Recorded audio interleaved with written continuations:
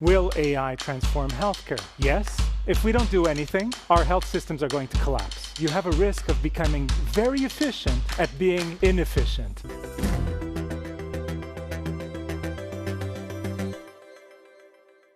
This is a live edition of The Big Question. I would like to welcome our guest, the CEO of HealthAI, Ricardo Batista Leite. Ricardo, pleasure to meet you. Likewise. Thank you. Please take a seat. AI, of course, promises to transform healthcare. How we will actually see that transformation in Europe over the next few years. Are you able to share your insights with us on that to start with? We at HealthAI, we are the global agency for responsible AI in health, a global nonprofit based out of Geneva working with governments to build ecosystems. Will AI transform healthcare?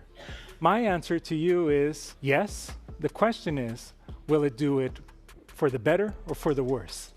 And what I mean by that is that if we just start to introduce artificial intelligence into our current models of care, into our current health systems here in Europe, we have a huge risk because our health systems are fully focused on reacting to when people get sick. They are disease reactive systems. And so we need to fix the system so that it focuses on prevention, on promotion of health, and on quality of life. If you retrofit AI into our current models of care, you have a risk of becoming very efficient at being inefficient. The opportunity is here to use this intelligence revolution to transform healthcare completely so we can lower the burden of disease, so that we can make sure that the citizens across Europe and the world can have better health outcomes in the future. What are the biggest problems in healthcare that AI could realistically help solve at the moment? AI is already here. It's already transforming. Even during COVID, the development of new vaccines, almost every company was using some forms of AI.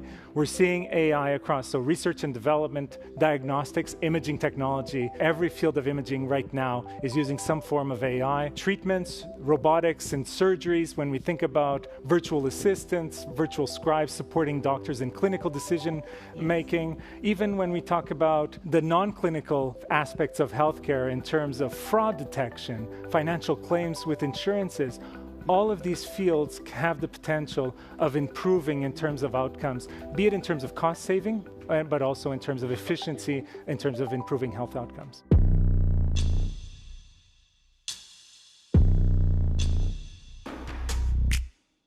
Healthcare systems are under enormous financial pressure at the moment, of course. Can AI realistically reduce costs while also improving outcomes for patients? If we don't do anything, our health systems are going to collapse. They are not sustainable. People are just getting sicker and sicker. We're seeing a population that is getting older and with multiple morbidity. And so if we do not change the system completely, we will not be able to have the resources to make sure everyone will have access to the health they need.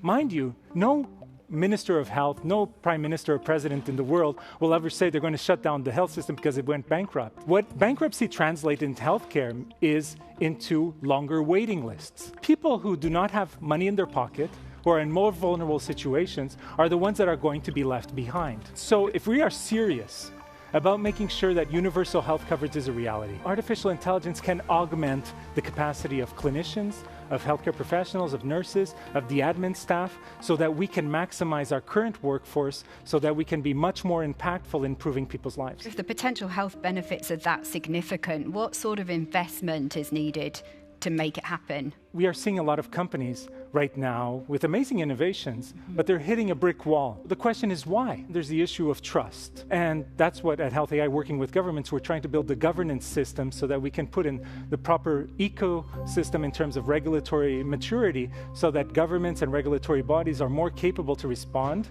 to the needs of AI, and so that citizens and healthcare professionals can trust the technology. But then there's the money issue. Billions are being invested in research and development. Who is going to pay? If we want to make sure that this technology reaches everyone and not just a privileged few, health systems and insurances will have to step up. But the problem is right now we don't have the health technology assessment models in place so that we can assess the technology.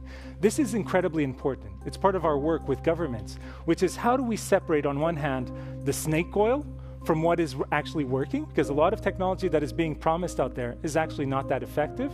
So how do you separate those two? And out of those technologies that do work, how do you make sure that you're paying the fair price? So developing those models will be critical so we can go from the pilot stage we are in today so that we can scale technologies, and those technologies can help the systemic transformation. Is it something governments can realistically fund, though, or do you think we need to lean more on the private sector for this investment? If you look, the latest global AI patent report shows that 61% of all AI-related patents came from China, 21% came from the United States, 2% came from the EU, plus United Kingdom. That is a concerning figure. When we look at AI and health, when you look at the United States, it's primarily funded by the private sector, venture capital. Yes. When you look at China, the other big powerhouse, it's mainly state-driven. This is actually the biggest opportunity for Europe, which is to be right in the middle, to bring together the public and the private sector to work together. I think it's critical that the European institutions understand that they need to work closer with the private sector, that the regulators need to create a pathway of conversation with companies developing the innovations from the start, from the moment they start developing the technology all the way to access to market. If we can find that perfect balance between private and public sector, Europe can really take a step forward and potentially overcome the lagging that we are right now. AI thrives on data, but health data is sensitive. How can we guarantee privacy and security while still, of course, allowing AI systems to learn from medical data? I think here in Europe, we have a huge advantage in comparison to other jurisdictions because we have already a lot of frameworks and mature regulation when it comes to data privacy, when it comes to European health data space legislation, which can be actually incredibly impactful even in fostering innovation if it's well implemented and ensuring access to the data for developers. The question I would ask people to think about is when they travel around the world, they go with a credit card in their pockets, and they can withdraw cash in any ATM machine around the world. And our financial data is highly sensitive. The financial sector has been able to put in the incentives within their commercial model so that it has a global system. In many parts of Europe, if I go to a hospital or a clinic and I go to the clinic across the street, they can't access my health data.